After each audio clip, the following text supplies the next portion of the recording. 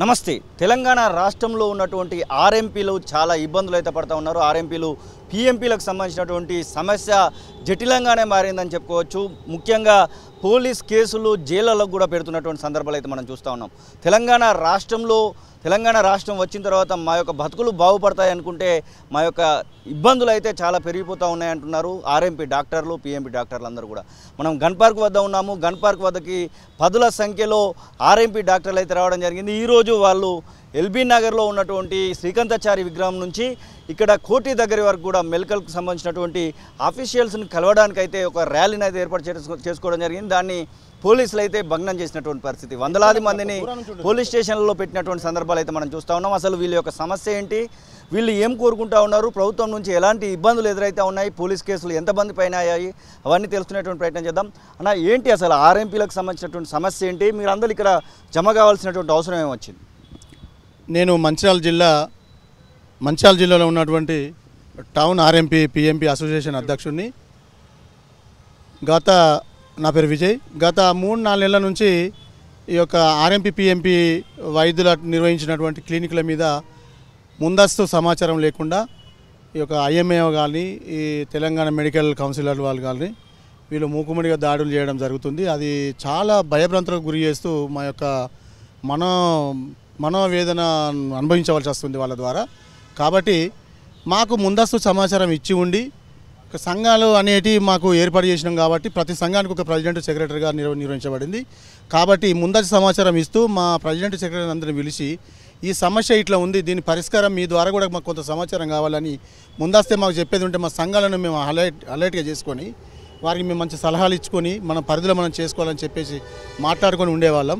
అదేవిధంగా గత 10 సంవత్సరాలలో తెలంగాణ గవర్నమెంట్ ఉండేది. అప్పుడు మాకు ఎటువంటి దాడులు లేవు. ఆర్ఎంపీ పీఎంపీలు అంటే గౌరవంతో చూసారు. కానీ మేము కూడా ఇష్టంతో తెచ్చుకున్నాం ఈ యొక్క కాంగ్రెస్ గవర్నమెంట్ను. కష్టపడ్డాం వాళ్ళ గురించి. ఇష్టపడి ఈ యొక్క గవర్నమెంట్ తెచ్చుకుంటే ఇష్టపడ్డ గవర్నమెంటు తెచ్చిన తర్వాత మమ్మల్ని వీధిపాలు చేసింది. ఎందుకంటే ప్రతి ఒక్క ఆర్ఎంపీ మీద భయభ్రాంతులకు గురి చేయడం, వాళ్ళ క్లినిక్లది ఫ్లెక్సీలు ఫోటో తీయడం, తర్వాత ఫోన్ చేసి పిలవడం, ఇట్లాంటి సమస్యలను చాలామంది మా ఆర్ఎంపీలు ఎదుర్కొంటారు. కాబట్టి దీనికి మేము చాలా బాధపడి ఆర్ఎంపీలు ఏం చేయాలని చెప్తున్నారు, ఏం చేయకూడదని చెప్తా ఉన్నారు. ప్రాథమిక చికిత్స వరకే మీరు వైద్యం చేయాలనేది ఒకటి మాకు చెప్తున్నారు, ఏది రైడింగ్కి వచ్చిన సందర్భంలో. కానీ ఆ ప్రాథమిక చికిత్స ఈ పరిధిలో ఉంటుంది, మీరు ఈ గైడ్లైన్స్ పాటించాలి, మీరు ఈ విధంగా ఉండాలని మాకు ఇదివరకు ఈ అధికారి కూడా చెప్పలేదు. కాబట్టి మేము చాలా నష్టపోతున్నాం ఇప్పుడు. ఎందుకంటే పిల్లలకు ఎడ్యుకేషన్ స్టార్ట్ అయింది, సెలవులు అయిపోయినాయి. ఇప్పుడు జూన్ నెలలో అన్ని స్కూల్ స్టార్ట్ అయినాయి. వాళ్ళకి ఫీజులు కట్టాలి, ఒక్కొక్కరం 2 కిరాయిలు కట్టాలి. ఒకటి ఉండడానికి, రెండోది క్లినిక్ కిరాయిలు కట్టుకోవాలి. మేము నిత్యం దీని మీదే ఏదో కొంత ఆటన రూపాయి సంపాదించి బతుకు తీసినటువంటి చిన్న జీవులమే. కాబట్టి దీన్ని కావాల్సుకొని ఈ ఐఎంఏ వాళ్ళు, మెడికల్ కౌన్సిల్ వాళ్ళు మా మీద మూకుడి మీద దాడులు చేస్తూ ఉన్నారు. దీన్ని మేము చాలా ఖండిస్తున్నాం. ఎందుకంటే గత 60-70 సంవత్సరాల నుంచి మా తాతల నుంచి, మా తల్లుల నుంచి ఈ యొక్క సమస్య అనేది ఉంది. కానీ ఇంతవరకు మమ్మల్ని గౌరవించారు. ఈ గవర్నమెంట్ ద్వారానే మమ్మల్ని నకిలీ డాక్టర్లు అనడం, మమ్మల్ని వేద్దామనడం, మా వ్యవస్థను కూల్చివేద్దామనడం ఇది సమంజసం కాదని మేము చాలా చింతిస్తూ ఇవాళ అశోక్ అన్న గారు పాదయాత్ర పిలుపునిచ్చిన సందర్భంగా మేము ప్రతి జిల్లా నుంచి, ప్రతి మండలం నుంచి, అర్బన్ నుంచి, తర్వాత రూరల్ నుంచి, విలేజ్ల నుంచి దండోపదండాలుగా ఇక్కడికి రావడం జరిగింది. అది విజయవంతం కావడానికి మా కృషి ఎంతో ఉంటుండే. కానీ పర్మిషన్ ఇచ్చినట్టే ఇచ్చి దాన్ని వెంటనే క్యాన్సిల్ చేయడం వల్ల మేము వచ్చి ఇబ్బందుల పాలు కావాల్సి. ఎంతమంది ఉండొచ్చు మొత్తం తెలంగాణ రాష్ట్ర వ్యాప్తంగా మీ ఆర్ఎంపీ పీఎంపీలు ఎంతమంది ఉండొచ్చు, ఎంతమంది పైన ఇప్పటి వరకు కేసులు ఇట్లాంటి 9,000 మంది అని మా పై సభ్యులు చెప్పడం జరిగింది. ఈరోజు మాత్రం దాదాపు ఒక 20,000 మంది వరకు వచ్చి వేచి చూడడం జరిగింది. కానీ అది తొలి సందర్భంలోనే వాళ్ళు తీసి అరెస్ట్ చేయడం, ఆయన పోలీస్ స్టేషన్ తీసుకెళ్ళడం జరిగింది.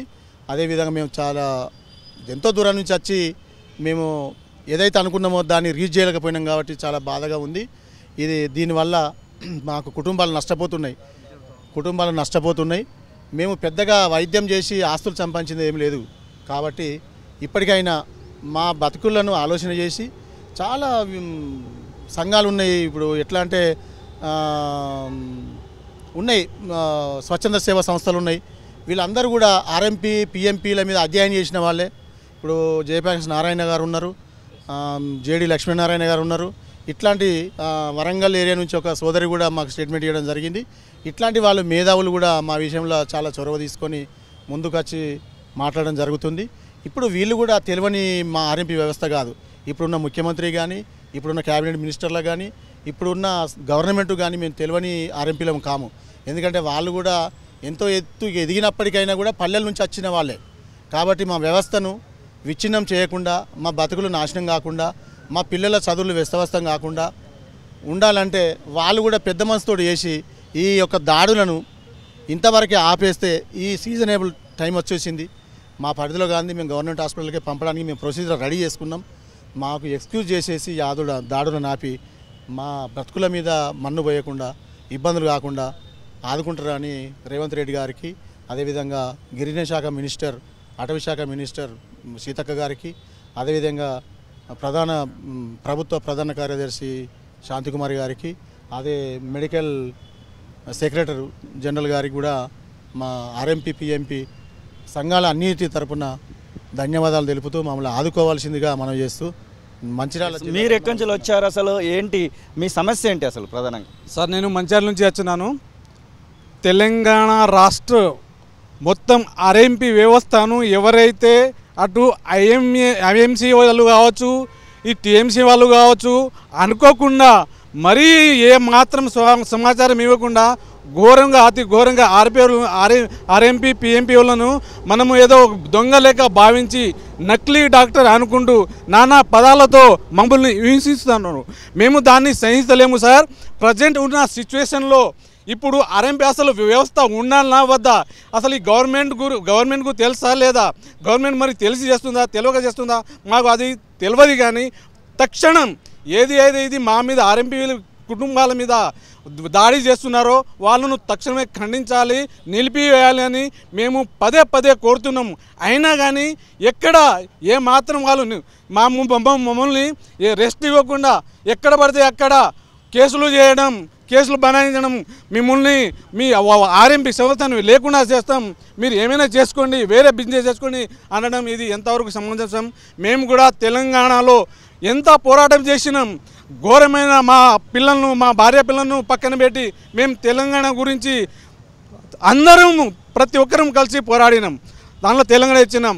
తెలంగాణ గవర్నమెంట్ ఉన్నప్పుడు 10 సంవత్సరాలు గవర్నమెంట్ వినిపించుకున్నాం. తెలంగాణ గవర్నమెంట్ మాజీ ముఖ్యమంత్రి గారు కేసీఆర్ గారు అవును అని కూడా కాలయాపన చేసిండ్రు.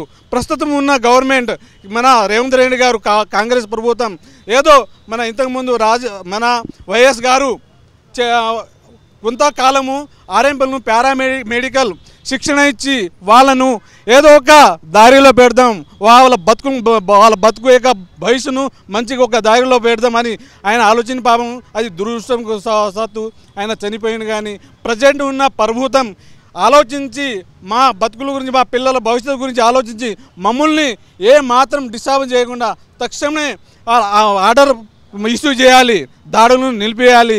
మా గురించి, మా ఆర్ఎంపీ గురించి సార్ మిమ్మల్ని వినవించుకుంటున్నాం.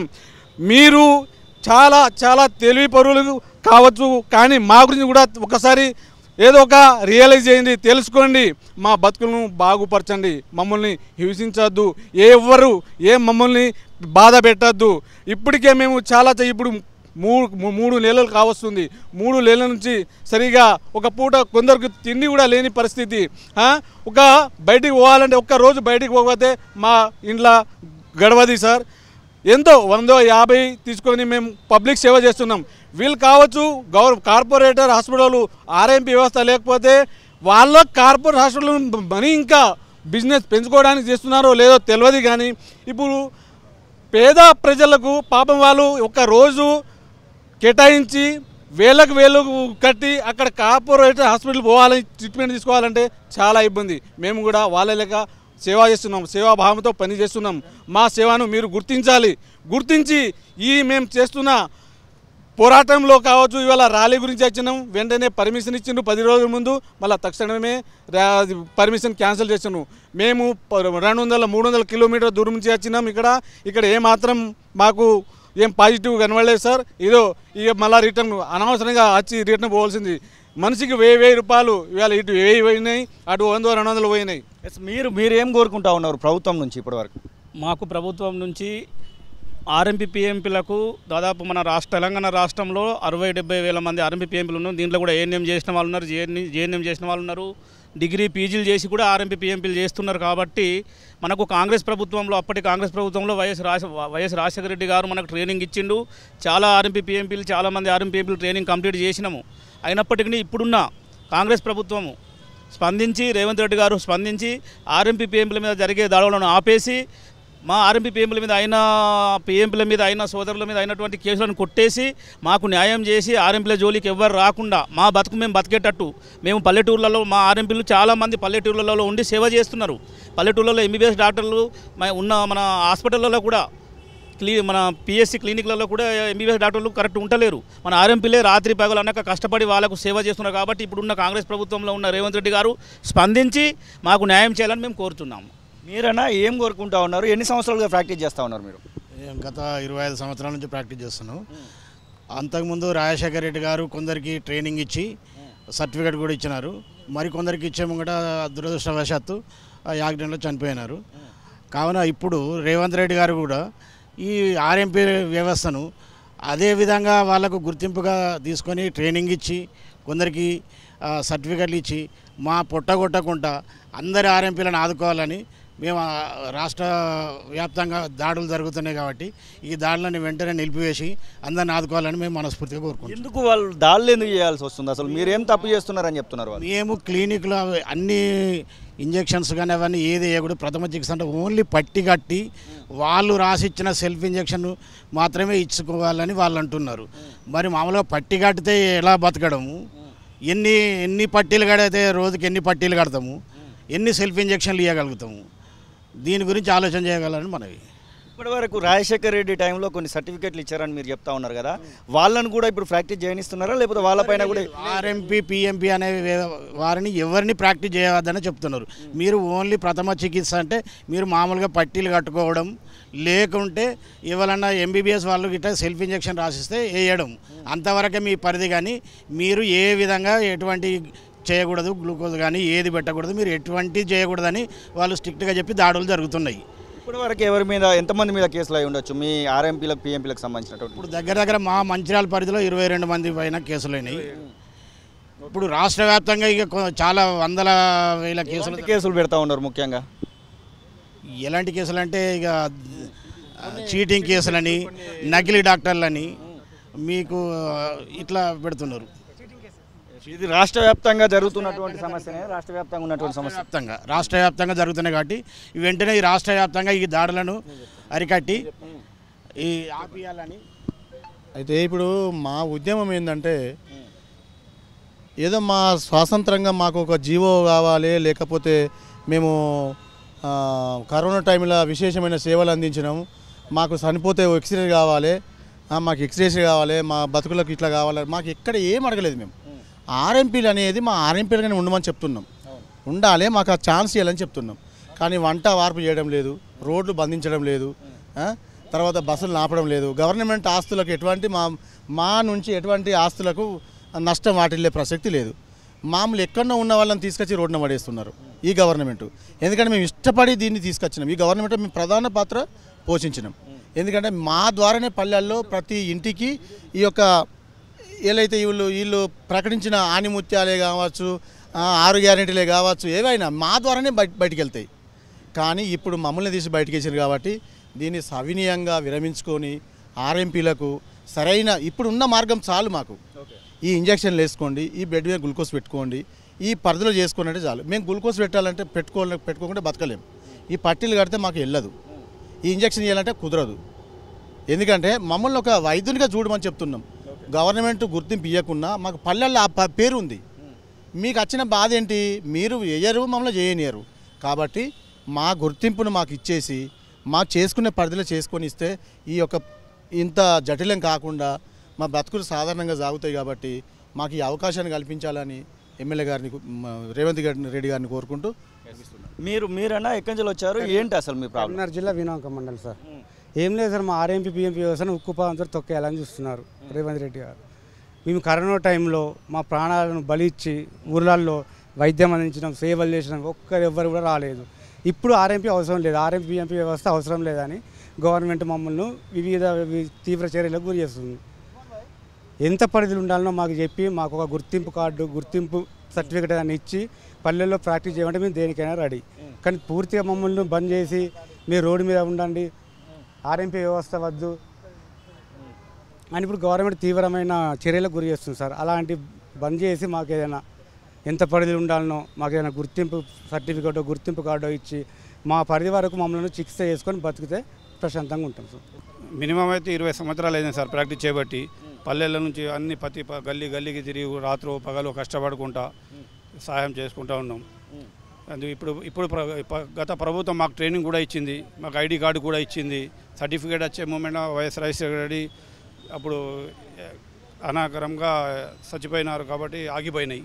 ఇప్పుడు ప్రభుత్వం వచ్చిన కాడ నుంచి మాకు బాగా ప్రెస్ చేస్తాను, మీరు ప్రాక్టీస్ చేయొద్దు, మీరు క్లినిక్లు పెట్టద్దు, ఇంజక్షన్ ఇవ్వద్దు అని కేసులు బుక్ చేస్తాను.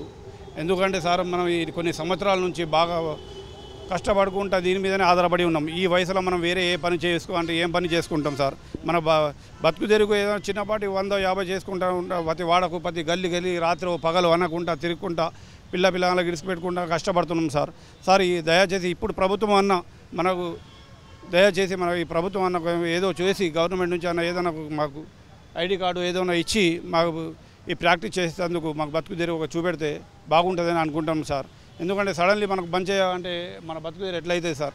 ప్రతి ఒక్కరు బాగా చిన్న పిల్లగాళ్ళకు చదువులకు కానీ ఏదైనా కష్టపడాలంటే ప్రతి ఒక్కదానికి వేరే పని చేయాలంటే ఇప్పుడు ఏం పని చేస్తాం సార్ ఈ వయసులో? అందుగురించి దయచేసి మీరు గవర్నమెంట్ నుంచి కోరుకుంటాను ఏమన్నా అంటే మన అందరికీ ఏదో ఒకటి ప్రకారం మీరు మాకు మీటింగ్ పెట్టి ఏదైనా ఒకటి మన ప్రతి ఒక్క స్టేట్ లెవెల్లో ఒకసారి మళ్ళీ పిలిపించి అన్న మనకు ఒకసారి మాట్లాడి ఏదైనా ఒకటి మీ ఎట్లా చేయమంటే మనం అట్లా చేస్తాం సార్. లేకుంటే గవర్నమెంట్లో ఏమైనా పనులు మాకు ఇప్పించినా 10,000-15,000 జీతం ఇచ్చినా మనం అందులో వాడిపోయిగా అన్న చేయమంటే చేస్తాం సార్. ఏ సాయం అంటే ఆ సాయం చేసేందుకు మనం రెడీ ఉన్నాం సార్. దయచేసి మన గవర్నమెంట్కి ఇది ఒకటే కోరిక, మన ఆర్ఎంపీ అందరు తమ్ములతోని ఇదే కోరిక ఉన్నది. వాళ్ళు ఏది చెప్తే మనం అది చేసేందుకు రెడీ ఉన్నాం సార్. మనం ఇది పరిస్థితి. దాదాపు మీరు చెప్పండి సార్. మాది కరీంనగర్ జిల్లా వీణవంక మండలం నుంచి మాట్లాడుతున్నాం. మా అధ్యక్షులు, ఉపాధ్యక్షులు, కోశాధికారి, మా తోటి సహాయకులు అందరం వచ్చాము.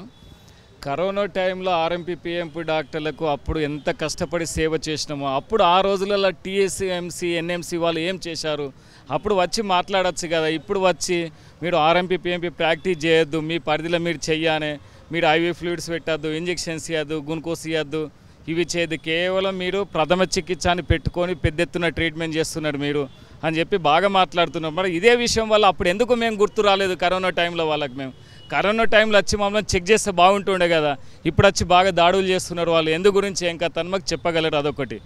రాష్ట్ర మాజీ ముఖ్యమంత్రి ఉన్నప్పుడు మాకు అప్పుడు ట్రైనింగ్ పెట్టిళ్ళు. ఆ ట్రైనింగ్ కాలంలో మాది రాజశేఖర రెడ్డి కాలంలో మా ట్రైనింగ్ పూర్తి అయిపోయింది.